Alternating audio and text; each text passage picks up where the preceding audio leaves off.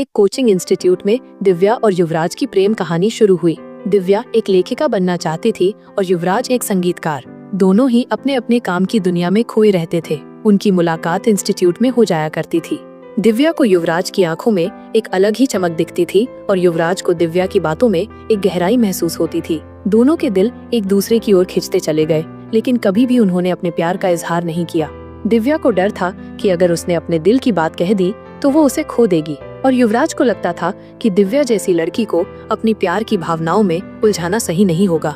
वक्त बीतता गया और दोनों में से कभी किसी ने अपने दिल की बात नहीं बताई।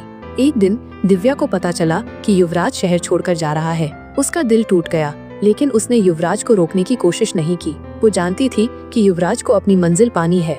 वो उसे रोककर और दिल की बात कहकर उसे निराश नहीं करना चाहती थी। युवराज के जाने के बाद दिव्या ने उसकी यादों में अपनी एक किताब में युवराज और दिव्या के अधूरे प्यार की कहानी लिखी। किताब बहुत मशहूर हुई और लोगों ने दिव्या के दर्द को महसूस किया। कई सालों बाद दिव्या ने एक किताब खोली जो युवराज के पास रहते वक्त वो अक्सर पढ़ा करती थी। उसमें उसे एक चिट्ठी मिली। चिट्ठी युवराज ने लिखी थी। युवराज ने लिखा था कि वो दिव्या को कभी नहीं भूल पाएगा और उसे हमेशा प्यार करता रहेगा। दिव्या की आंखों में आंसू आ गए। उसे एहसास हुआ कि उनका प्यार कभी खत्म नहीं हुआ था। भले ही वे कभी एक दूसरे से न मिल पाए हों, पर हमारा प्यार दो तरफा था जो कभी भी लफ्जों तक नहीं आ पाया।